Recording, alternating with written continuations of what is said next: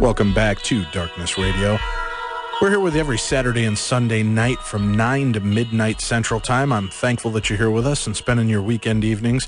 Remember, if you miss any part of our show, you can always check out the website, check out the podcast section, check out Darkness Radio, and you can listen to any one of our shows. They're usually up within about a half an hour. After the end of our third hour, all 3 hours will be up on the website so that you can be there with us and spend some time hearing some of the shows, pass them on to your friends, relatives, let everybody know about us. Also, the phone lines are open if you're interested in partaking in the conversation tonight. And if you're in the chat room, simply private message over to Tim, and he'll be happy to incorporate your questions while we're doing the show as well. Hey, Tim. Yes? Got some exciting news before we get back into the show. What's that? What are you doing on Monday, September 29th? Well, the new episodes of Heroes are on, and yes. then my little brother plays football. Yeah. There's the crying softly to myself in a corner part of my day that has to happen. And when you get past that, may I make a suggestion? I'm selling Mary Kay now, so I think there may be I've noticed that you've been glowing, sir. I am, yeah, a little bit. I'm going to be on the September 29th season finale of Paranormal State. I knew that. Actually, is it the season finale? Oh, that's what they're calling it. They've actually added, I think, 13 more episodes are going to be coming soon, but they're calling it still online and on the commercials, the Paranormal State season finale. I am going to be on the show, featured in the September 29th episode on A&E, so please check your local listings for that, and tune in force. Let the Darkness Radio fan base be heard in roaring silence. Is that how it happens? Something like that, yeah, but just tune in, check out the show. I think you guys are going to enjoy it because we went out to the Ep90 Ranch, James Gilliland's ranch that I've been talking about for 3 years on the show here, Tim. We got some really cool activity. And on next Sunday, we will be making the official announcement. We are going to Gilliland's Ranch in August 2009, and we're going to open up ticket sales next Sunday. I'll be announcing who's going to be joining us and what's going to be going on. So please remember next Sunday to listen to the show and find out more about the upcoming UFO Ranch investigation we're going to do. And then tune in that Monday night, September 29th, and listen to or watch Paranormal State. And you'll see Darkness Radio Dave show up on there without my buddy Tim. Yeah. Funny story, right, Tim? I show up. Chad Kalick and I, both a couple of big guys, bald guys, goatees, right? Yep. Chad's all dressed in black. I show up dressed in black. The guy looks at me and goes, "Wow, do you have another shirt? You two look like each other." And I said, "Well, I have this kind of glowing green shirt that's got my Darkness Radio logo." He's like, "Perfect. Just sign the waiver and we'll let you wear the shirt." I said, "Okay." So I signed the waiver. Well, I show up the next day in a different shirt, and he goes, "Where's the green shirt?" And I said, "Well, I've I like to wear clean clothes each day." He said, "No, we need you in that shirt because it really pops. It looks good." Ooh. So, so for 3 days of filming, I'm wearing the same stinking ripe shirt. He was stinking. So that was paranormal in itself, but that's fun. So tune in. You'll watch the shirt get progressively wrinklier and more food stains appear on it, and I start getting that crazy homeless guy look in my eyes. Then you got a chaw on your lip, and you rolled up your cigarettes in your sleeve, and you're like, "I believe I saw me, UFO." My Marlboro. So it's going to be on September 29th. Check that out. It's going to be a lot of fun. Hopefully you'll be there to join us. And check out our website again, darknessevents.com. And for those of you that listen to the show through iTunes, please go resubscribe for our RSS feed. Is that what it's called, Tim? RSS feed? Actually, I believe on it's an XML feed, but the same thing. Anyway, subscribe to the podcast. Right. Resubscribe to the podcast because as of October, we're going to be switching over. You won't be able to get the podcast off of the old stream. So if you're a podcast listener, go over to click on Darkness Radio, click on the podcast, and you can subscribe there again so that you never miss an episode. And all the shows are up within hours of the time that we actually do the show live. We're going to go back to the lines right now. We've got online with us, we've got Bill Murphy, and we've got John Huckert, and I'm pronouncing that correctly, right, John? Yes. Okay, John Huckert, and we're talking about spirit photography and these amazing pieces of evidence that are coming out. Now, let me ask you, Bill, I've had the opportunity to hear you do some talks at some of the paranormal conventions we've been at, and you'd done an amazing talk about how there was, and I apologize, I can never remember the gentleman's name. There was a mentalist, I believe, who could actually project his image or the images of what he... mentalist. He actually wasn't really involved in the paranormal. It was just a phenomenon that happened around him. Oh, really? But he could actually look at a camera when they were filming like between his eyes, and he would manipulate the film to see what he was thinking of, right? That's correct. It's called photography. And I think that's probably one of the reasons why I'm so intrigued with John Huckert's case, which, by the way, locally we refer to it as the John house. But they both may involve projected imagery. In the case of Ted Sirios, I've tried to reconstruct that experiment. You were actually at one of the events where I did. Right. We weren't really successful at that time getting a photography image on the Polaroid, although there was a psychic moment that happened there when one of the people that was involved with the experiment named the target item, which I had hidden in an envelope.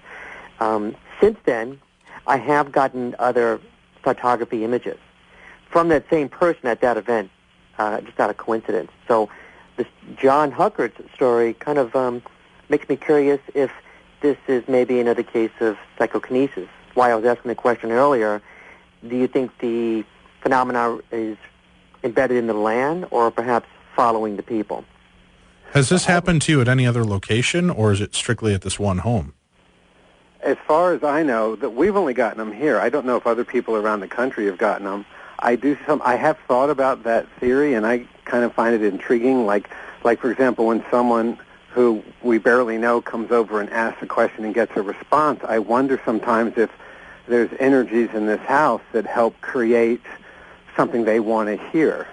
Like they're putting this question out so much that somehow I don't know if they're getting answered or if they're getting a reflection of their own thoughts, but something about the house, or I don't know what it is. All I know is it somehow has a way of manifesting.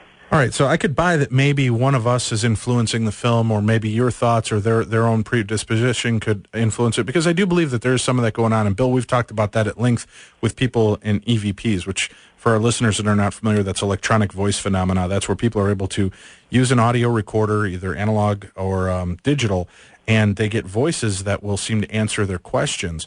And we've actually debated about this quite a bit, Bill, that, sometimes I think that it might be the person that's holding the recorder that's imprinting on the digital recorder or audio tape their thoughts or their mental image, if you will.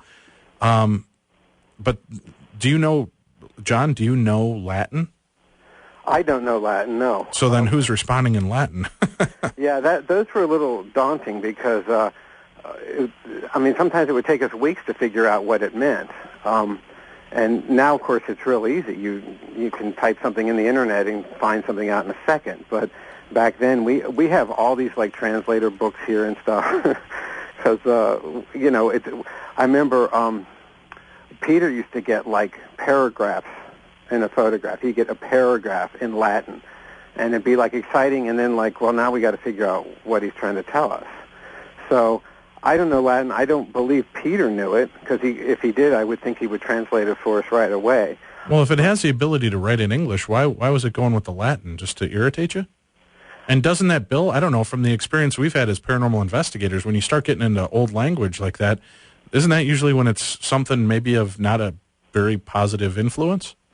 Well, it could be from the period of time that the thought form was physical in. So maybe it's a language that it knows. It may be more than one entity that John's been able to communicate with through the Polaroids.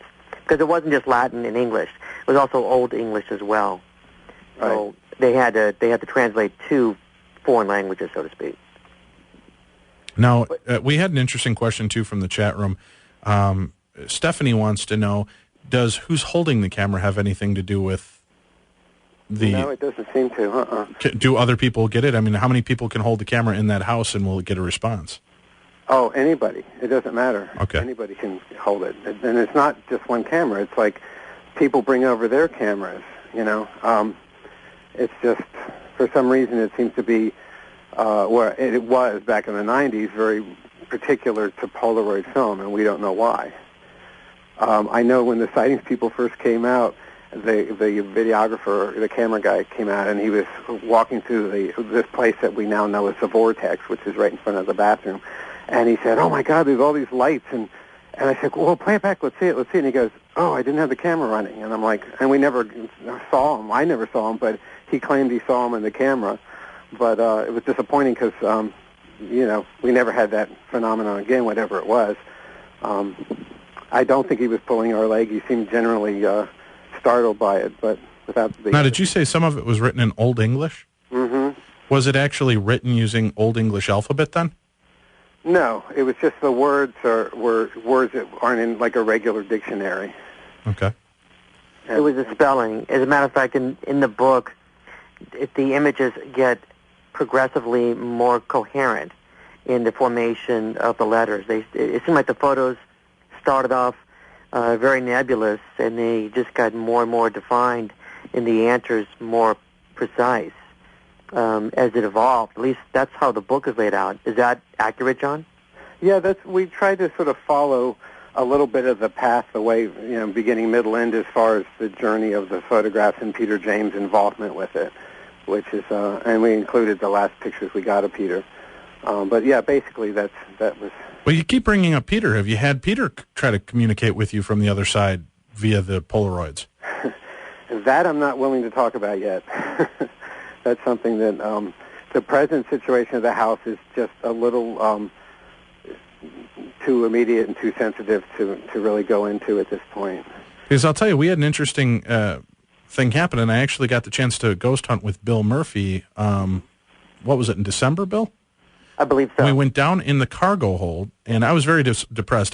Twice we had hired Peter James to come to our event, and both times medical reasons. Well, one time he was very sick, the second time he was very dead, which is both very hard to get him to make an appearance. Right. But I was very upset because I really wanted to meet this guy, and we went down with the new resident psychic, Erica Frost, and we were down in the cargo hold, and as we were sitting there, we were kind of chatting, we kept hearing this the way noise. He used to breathe. Right, and we sat there, and I said, well, that was bizarre. And then I think it was even Erica that brought up, well, Peter was on a ventilator at the end, and isn't that interesting? Yeah. But I went over to the side of the ship, and I remember, Bill, we actually tracked this to the point where we thought we figured it out. It sounded like something coming from outside the ship. It did sound like that, yeah. And then we went down into the actual cargo hold itself, and she stayed upstairs, Erica. And when we got down there, we were talking, and I said, boy, either way, that was just a weird noise. And suddenly directly behind me, it started breathing again, and I couldn't track the exact spot it was coming from, but it was right behind me. So we went back upstairs. We were upstairs for, about another 2-3 minutes, Bill? There was no sound up there, and all of a sudden, again, behind us. Mm-hmm. So it was interesting that I think in a way I got to, interact with Peter James. To meet him, maybe. Yeah, so that was kind of interesting. We do, Tim, my producer and co-host here, is signaling me from across the board. We have to take another break, guys, so stick with us. You're listening to the Darkness on the Edge of Town Paranormal Radio Show, the home of Paranormal Talk Radio every Saturday and Sunday. Make sure it's your dialed-in number every weekend so that you can spend your weekends with Dave and Tim talking about news of the weird and unusual. Appreciate you spending your weekends with us here. And again, join in our live chat room. You can talk with other fantastic people that are involved and interested in the paranormal and share your thoughts with them. They're always open to hear new ideas and thoughts and ideas that you may be experiencing. We're going to take more calls tonight, too. If you have any questions for our guest, feel free to give us a call.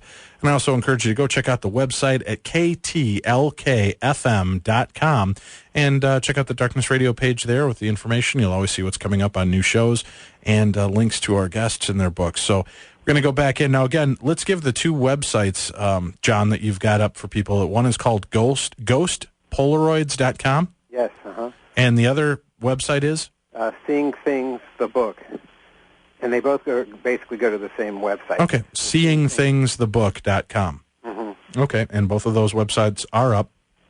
And they can also see 3 of the videos that we shot at the house. We were always shooting videos. So. Okay. Have you ever used it for trying to, solve unsolved mysteries and crimes at all? Have you ever asked them who killed John F. Kennedy? Was Marilyn Monroe murdered? No, we actually haven't done that. I have to say, in the beginning, we really tried to use it for, trying to figure out how to get more money. And but attaboy, I love honesty, John. That's a good answer. Well, the thing is that it's like, if he knows everything, why not give us the lottery numbers? But yeah, but if you ask who killed John Kennedy and you get an answer, that's still going to get you some money, my friend.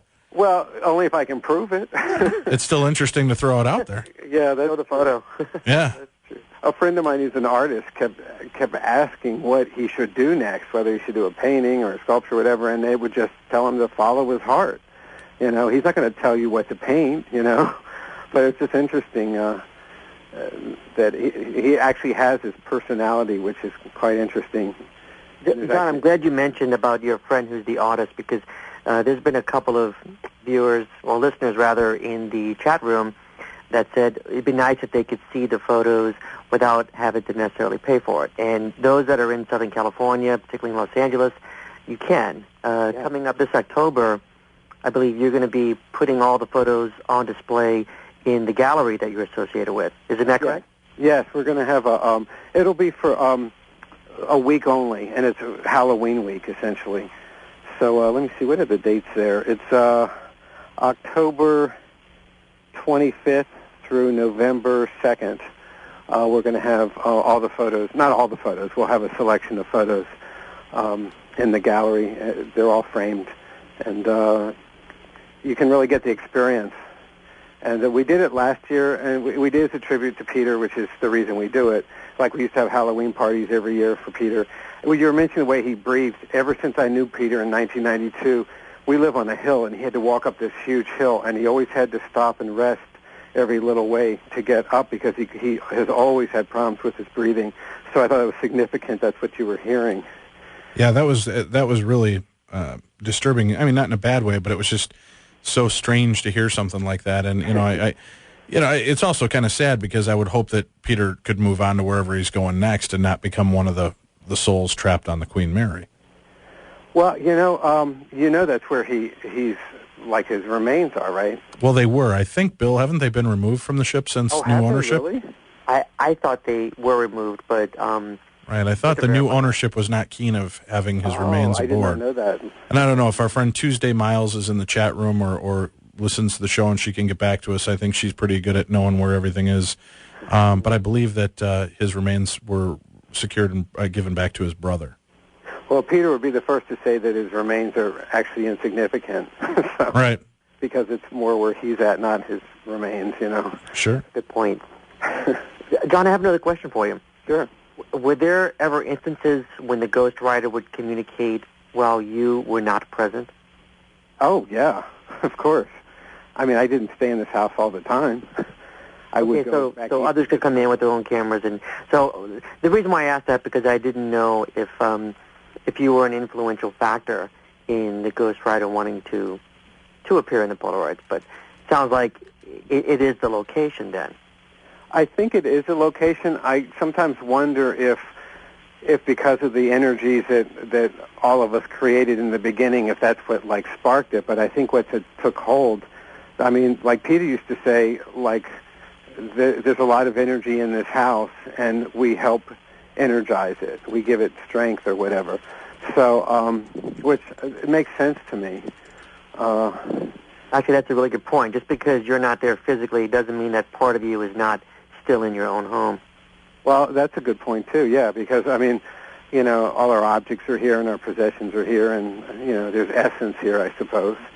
Now, John, have you had experiences prior to the Ghost Rider, before you got to California? Yes, I actually did, and this was back when I actually didn't believe any of this.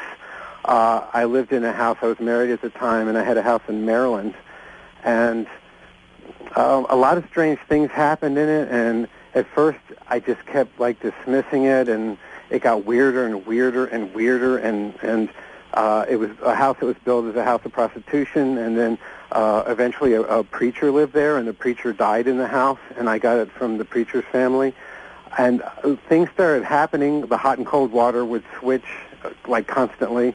There was a big bloody hole in the ceiling in the living room that first we would paint over, and then the blood would reemerge. I mean, it was literally like blood. It was this dark brown, red, liquidy stuff that would come out. And after painting and painting and painting, we eventually cut the plaster out and took it all the way down to the boards and replastered it, and then it still came out. Things like that happened, but I still thought, there's explanations for this. But then my sister moved in with her children, and it was like a scene out of Poltergeist. Literally, things were flying around the room. And then two people tried to commit suicide, and, I mean, it was bloody and violent and weird, and it's like the house was, and then the house caught on fire. I mean, it was just weird. It's like thing after thing after thing, and then all of a sudden I remember my wife said, "Oh my God, John, it's a house. It's the house that's causing all this." And up until that time, I just thought it was a lot of weird coincidences, and it still could be weird coincidences, but there was something, that house wanted to be in hell, because no matter how many times we'd fix it up, something would happen to tear it back down. Also, we had a lot of animals, and all the animals, we had 9 cats, and every single one of them died under very weird circumstances. One of the strangest was we had a bunch of kittens, and we kept them in our room. You know, they were like, 2 weeks old, and it was a locked room, and I remember the night we came home, and all the kittens were dead, and they'd been cut in half, and there was no blood. They were cut in half, and it was, like, bizarre. So, so that's anyway, almost the polar opposite of the experience you're having.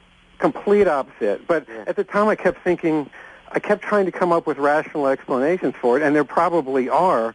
All I know is that it was an awful, awful time in my life. And then when the house burned up, it didn't burn down, it burned up, and it felt like there was evil. I mean, the windows were exploding out, and it was early in the morning, and it was just one of the dogs who was trapped and died, and we heard this dog dying. It was just a horrible, horrible experience. How soon after, like, the cats dying did this all happen, that the house burned up?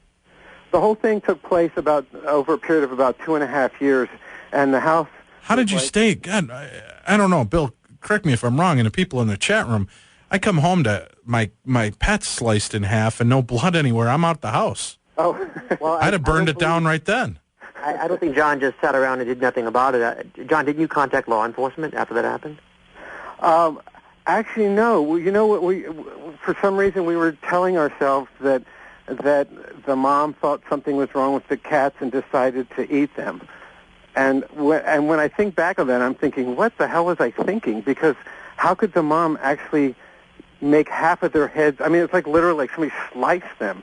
But at the time, it just seemed like that's what she must have done. Well, you know what's interesting to me, Bill, is when we hear stories of possible alien abductions, and we hear stories of things like that, people are, they almost become numb to it. Bigfoot sightings, too, where they see the Bigfoot and they almost kind of forget, or it just kind of numbs to them. And, where we would think, holy crap, run, it almost kind of numbs. Do you think that there's some kind of paranormal anesthesia that's kicked in that like dampens it, or do you think that the spirits that are there doing the negativity, Bill, might have some kind of anesthetic effect on us to dim the senses so that we're not in that fear pattern? That's an interesting theory. I mean, I think it's certainly anybody can be numbed to exposure to any sort of extreme stimuli. I mean, people who go see horror movies aren't affected by them as much as those who don't see horror movies. I can tell you, after the house burned up and the dog died, and I was responsible for calling insurance companies and things like that and notifying everyone. And I remember the insurance company said to me, what happened? Are you sure? Because you sound so calm. And at that moment, I realized I was in shock. And I was in shock for like 3 days, but I sounded absolutely fine. And then, of course, after that, if someone even lit a match around me, I freaked out for like a year. But I wonder if there's a spiritual connection to that as well, if something prevents one from totally losing it. Well, that could be. Yeah, it's like watching video of a parent whose child just died on TV, and I sit there and you think, holy, how does this person not lose it? I can't even fathom the idea of something like that occurring to me. I'd be completely out of my tree. We're getting signaled from Tim in production. We got to take a break here, so stick with us, everybody. We'll be back. And again, phone lines are open if you have more questions, or you can private message them over to Tim in the chat room. We'll be back with more and more of your questions right after this. Welcome back to the best in paranormal talk radio, Darkness Radio. We're here with you every Saturday and Sunday night, 9 p.m. to midnight Central Time. We hope that you'll tune us in and tell your friends, relatives, neighbors, and lovers about us, because that's what we're all about, love, here on the Darkness Radio. We're going to go back into our guests, and our guest again tonight, we're talking about spirit photography, spirit communication. John Huckert is our guest, who has done some amazing things with spirit communication through photographic work.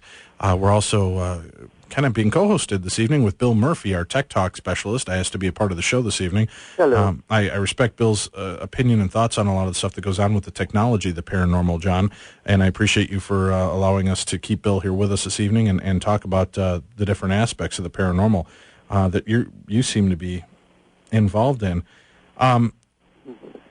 We've got a lot of questions that have popped up and out through the chat room, and people, questioning the validity and authenticity of this stuff.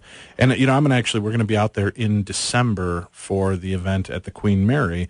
And, I don't know if you're interested in this, John, but I'd certainly welcome if you'd like to come do a little showing of your spirit photography and show these ghostwriter photographs and allow the public to see and share and hear some of your story. We'd love to have you out there. I'll give you an open invitation. Sure, that would be fun. I would enjoy that. All right, great. So there you go, folks. All the people that are awesome. attending the Queen Mary, I would love to have you come out and share that. And, I'd love to see some experiments, too. We play the commercial because one of our sponsors here is Bill Chappell's group with digitaldowsing.com, and he has some really cool equipment that they're using in the field for paranormal investigation. I would love to maybe get together with you and do a little experimenting. I've got a really great set of mediums that we're familiar with and work with, Michael and Marty Perry out in California. And they're two of the most accurate mediums that I've had the ability to work with out in the marketplace, aside from people like Chip and Tiffany that we have on the show quite often. But Michael and Marty are amazing, and Marty does spirit artwork herself. She draws the spirit she sees in the room. I'd love to have her come in there and see if there's a way to correlate. Maybe we can put a face to who's manipulating the film and get some action with that, and then also back it up with the digital dowser. Bill, have you put thought into doing something like that? I actually have, and I think it's gone way past Polaroids in the case of the John house, but we could certainly incorporate Polaroids, digital dowsing. We could do a lot of cross correlation, Dave. Right, just to see, because I'd like to be in the thick of it and watch what happens, and maybe I can even come in a couple days before the event, and we can pull together, John, if you're willing to do that and do some experimenting. And for the listeners, if you're interested, like I said, I don't want to just throw somebody's name out there. Check out their website, spiritart.com, and you'll see the lovely couple, Michael and Marty Perry, there. They do offer readings. They're just a phenomenal set of mediums. Really interested to see how we can tie all these mediums, if you excuse the pun, but all these mediums of photography and psychic phenomena and electronic phenomena together and see if we can't come up with more. And even to throw it in the mix a little bit more, could you imagine coming out with EVP specialists Michael and Marty, or Mark and Debbie Constantino, Bill? That'd be fantastic. Fantastic. One, I guess it's the EVP. There's one group here, and we used to have different groups out to see what their responses were. And one of them did a recording. They hung like microphones in the middle of the room, and they got 2 words on it. I actually don't remember what they are now because it was so long ago. It was very dramatic and actually kind of exciting. But then the man collapsed. I thought he died in the middle of the living room, and it was so huge that we decided to not just let everybody over, but people that, like I remember one psychic came over and she kept saying she knew everything and here and photograph here and take this here and we do it, and she never was right. And then after she left, we asked the house what they thought of her, what he thought of her, and it just said harmless. So, in fact, I think that picture's in the book. But these people sound like they're significant and know what they're doing, and I would welcome that. Yeah, it's interesting, and the people that we work with in this field, and you know what, I don't know, Patrick Burns, I think, is out in our chat room. Patrick, if you're there, feel free to chime in and let us know if you'd be willing to do a part of this. But Patrick has an online streaming server, and, if you're willing to, maybe we can make it a whole evening, a special Darkness Radio Presents with the Ghost Hounds, and we can come out there and have it stream live as we do some of these experiments with your film, with mediums, and with EVP specialists all on hand, and see if there's any way we can get all the stuff for the audience to see. Are you open for something like that, John? I am certainly open to it. I do know I don't know what that machine's called, Bill. You might know. It's this thing, I think it does magnetic waves or something. Oh, the EMF detectors that we EMF, I guess it's what, yeah. There was a guy, we had a bunch of people who did the Entity case, or that one they made the movie about. They were the experts on that movie, and they came out and they had, you probably know all these people. Dr. Barry Taff. He's right, the one. Dr. Barry Taff, Barry Conrad. Yeah, all those guys are out here. Okay. I mean, some real legitimate people. And I remember, I think it was Barry Taft actually who had this. He was holding this thing, and it kept pegging all over the place. When you entered this one spot where Peter always said there was a body buried under the house at that exact spot, and I asked him. I said, "Well, is it possible that like a raccoon or something under the house could cause it, because we do, live out in the woods and there are animals and things?" He goes, "No, it would take more like a transformer." I said, "So there could be a transformer under the house?" He goes, "Yeah, but it had to be the size of a locomotive to make these kind of readings." So I don't really completely understand what they are, but the thing was just pegging off pegging all the way over on the right side. So, and it kept doing it every little while. It would like peg and bounce and then go back. Well, maybe we can have like a high school reunion of sorts and bring back Dr. Taft and Barry Conrad and you and everybody there at the same time. Yeah, it'd be like the 15-year anniversary. Uh-huh. Now, one of the things that you mentioned, John, was that you did seek out another psychic. I don't believe it was Peter James, but the person was mentioning to you that she felt or he felt that your own electrical energy, like from your brain, may be excessive and affecting the environment. Could you tell the listeners the story you told me? Yes, that was back when I lived at the house in Maryland after I divorced and left the town and moved out of California. I'm still close with my ex-wife, and she said at one point, because of the experience there, she took a picture that we had in the living room of all of us, everyone who lived in the house, because it was like a group house kind of thing. She took it to this woman who worked for the FBI. I guess she's like one of the people the FBI has on hand to help them find people and bodies and stuff. I guess she was, I don't know what they call them, but that's what she did. And apparently she's like kind of famous or something. She's been in the Washington Post a bunch and written books. Anyway, she took her, I've never met the woman, but she took her this picture and said, "This is our house, and we wonder if," because we've always thought that there was something in there, and showed it to this woman, and the woman says, "No, it's not the house, it's this man right here. He has an epileptic brain, and it's attracting spirits to him." And of course she was pointing to me, but I'm not epileptic. Can you tell us the name of this medium? I don't, it's been years. It was back in like 96 or 97. It kind of wait a minute. No, this was back in 84, 83 or 84, because I moved to California by 85. Sounded like Sylvia Brown to me with the whole epileptic brain thing going on. It might have been. It's just, I didn't really take much note. The thing I remembered the most was the fact that she said epileptic brain. I thought it was so funny because I've had a couple of brain injuries, but I've always recovered. It's not like I don't have epilepsy or anything like that. But I have seen things a lot. That's why we called the book Seeing Things, because that's how the whole thing started. All right. Well, we have to take our final break of the show, so stick with us, everybody. John, thank you very much for spending time with us, and Bill for fleshing this out. And we'll wrap up with your thoughts here in the last segment. Just keep listening. You're right here, tuned in to the best in paranormal talk radio every Saturday and Sunday night on your home for paranormal talk. Good evening. Welcome back to the Darkness on the Edge of Town Paranormal Radio Show. I'm your host, Dave Schrader. Across the board from me, Tim Dennis. Interesting show, Tim. Yeah. This is kind of crazy. Now, I know you're the bigger skeptic of the two of us. What do you take and what do you make of all the spirit photography stuff? I don't know.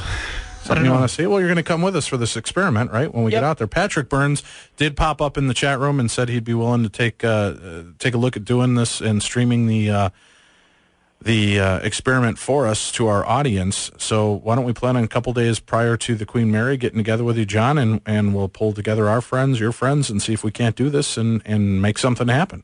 That sounds great. All right, very cool. Well, again, we've got about 10 minutes left. We will take a couple calls. A lot of people have been calling in with questions to Tim that are too timid to come online, so I've been trying to feed them through. But if you have a question and you'd like to be a part of the show, we have about 7, 8 minutes left in the show. John, what do you want people to take away from your experience? What do you want people to take away from what's going on in your world? Absolutely nothing. I don't want them to take anything away unless it resonates with them in some way, and then they'll already have something. If they don't, if they look at this and say, like one thing I got, somebody called me and said, "What kind of cheese you got to go with that bologna?" So right away, I knew that wasn't something that was significant to them, and that's fine. I don't care if people believe this or not. It's a very personal thing to all of us out here, and we love and cherish what we have. If someone doesn't want to believe it, that's fine. I'm not trying to convince them to believe it. That's why I usually don't even talk about it. But I feel your listeners are used to this subject matter, and that would be okay. That's why I wouldn't do the Oprah show, because I don't feel that most of those people would be... Tim, did you hear that? We get guests Oprah can't even book. I know, cool, huh? How does that strike you? It wasn't easy, Dave, trust me. In your face, Winfrey. Well, to be honest, it was because at the time I had a debilitating fear of flying, and the producers told me... No, don't ruin it for me, John. Just stick with the... Don't ruin it for me. Just stick with the fact that you'd rather do our show. I appreciate that more. Oh, okay, all right. Just repeat after me, John. You're the only one, Dave. You're the only one. That's what I make Tim do every night. Yeah. Mantra. Oh, that's funny. So...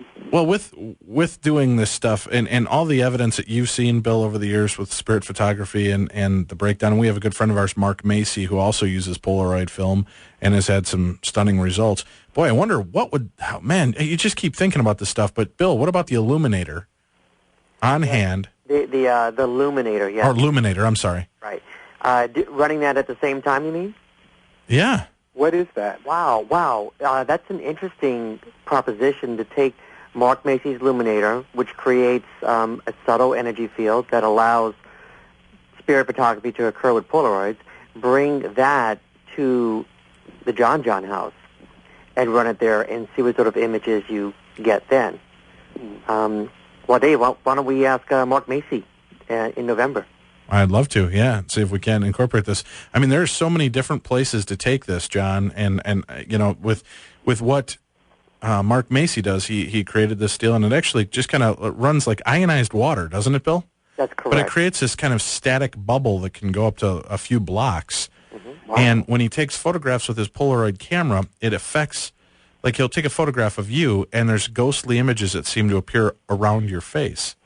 I still contend, Bill, looking at those photographs, they don't look like ghosts to me. They look like older versions of us. I agree with you there. And I've seen the photographs where you'll see like your face almost superimposed over it, but you can see like these deep wrinkles in your forehead or deep crow's feet or lines in the mouth that just make you look significantly older.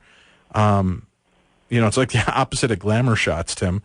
We've got non-glamour shots by Mark Macy. I think that was my senior photo in high school, yes, actually. Exactly. Yeah. But if he is truly opening some kind of visual portal with this, it would be interesting to see if that amps up. Because you were saying that Peter James seemed to be some kind of instigator, kind of a catalyst to really get action. Like you said, you were even getting paragraphs written. Oh, he just knew how to talk. I don't know if you saw the videos that are on that same webpage, but there's two videos of Peter talking the way he would talk to the room and talk to the spirit. And sometimes it would take him a little while to get in the right groove with what's going on here. But once he did, I mean, it was like a conversation, and it was interesting because it would get very profound sometimes. And if there was a particular issue someone was having, he'd get to the root of it. So he became a very dear friend of ours. Peter was very humble in his approach to seeking spirit communication. I mean, he would say, please communicate with me. We need to know. I need to know. I'm talking to you now. Talk back.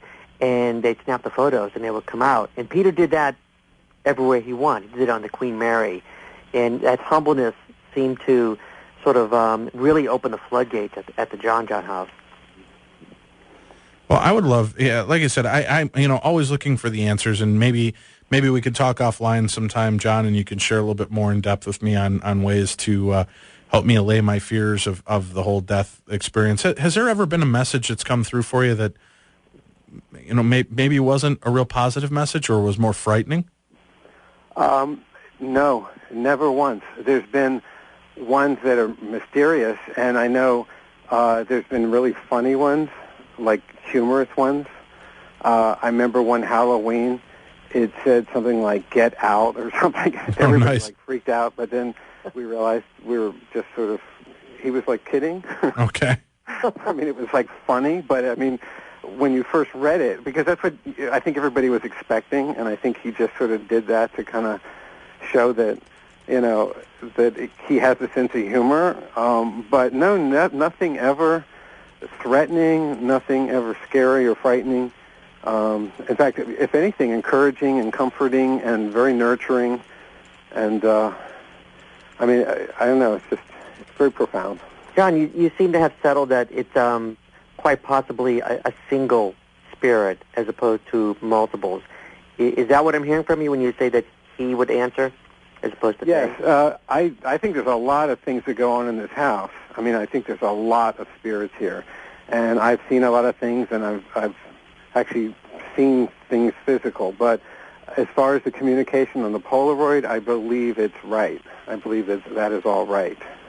Okay, so it could be right. Maybe the founder of the area, like you uncovered in your research. That's possible, but we still haven't had anything to link us to that, other than that it could be just a coincidence. You know, there's also Franklin Lloyd Wright. Maybe it's him. He built houses around here, but why would he be talking to us? You know what I mean? It's like we haven't found a significant reason for any of this. Maybe that's the whole thing. Maybe you don't need a significant reason. Maybe sometimes a cigar is just a cigar. It's because the spirit is there and wants to communicate, and there is no holy message that comes with it. There's no, you know, just because it's Einstein's ghost doesn't mean because you're a super intelligent guy that he's communicating with you. It's just the fact that you're there, you're listening, and he's willing to talk. Well, I have to tell you a few of the people, because the real profound stuff we get is only happens to very few people, and one question they always ask is, why me? Why are we getting this? Why isn't this happening everywhere? Why is it just happening here? You know, and as far as I know, it is happening in other places, but I've never heard of it. So I keep hoping one day someone's going to say, I'm getting these things too, and then we can link up and figure out if there's like portals or something opening up, or I don't know. Well, what's really refreshing about your case, John, is that you are not a paranormal investigator, like I mentioned at the beginning of the broadcast here. Mm-hmm. And it's people like you that tend to want to be a little more reserved and a little more private with what's happening, as opposed to all of us in the paranormal community that are out there snapping photos and trying to hope for something, but they keep dodging our photos and they're landing in yours. Congratulations on getting a lot of good evidence there. Yeah, well, it's just here. Now, do you get any messages that seem to be not necessarily in response to a question, but just of general guidance or advice? Oh, yeah. Yeah. Sometimes we'll just take pictures, and I remember one of them was of the three of us that live here, and we all kind of put our arms around each other, and we just smiled and got a picture, and it said, "Truth is the currency of love." Well, that's very nice. Message. So yeah. I'll tell you what, put that on a T-shirt with the photograph, and we'll sell those for you. That's one way you can make some money, because that's a great message to end the show on. I thought it was fantastic, and we didn't even ask a question. So we would get things like that a lot, but that was one that I just will never forget, because it was such a reaffirming thing. So. Well, John, thank you for spending your evening with us here. Bill, thank you again as always. My pleasure. And again, people can go check out ghostpolaroids.com. You can order the book. You can read more about it. You can see the videos on the site. Guys, thanks for spending your night with us. And all of you out there listening, thanks for spending your time with us here on The Darkness on the Edge of Town. We'll be back next weekend with brand new shows. Check out our website, darknessevents.com, for all the upcoming Darkness events, so you can come out and meet with Tim and I and the rest of the crew. We look forward to meeting with you, talking to you, and don't forget, put it on your schedule right now. On the 29th of September, you can watch on A&E Paranormal State. Dave Schrader, Darkness Dave here, is going to be on Paranormal State investigating UFOs. Thanks again.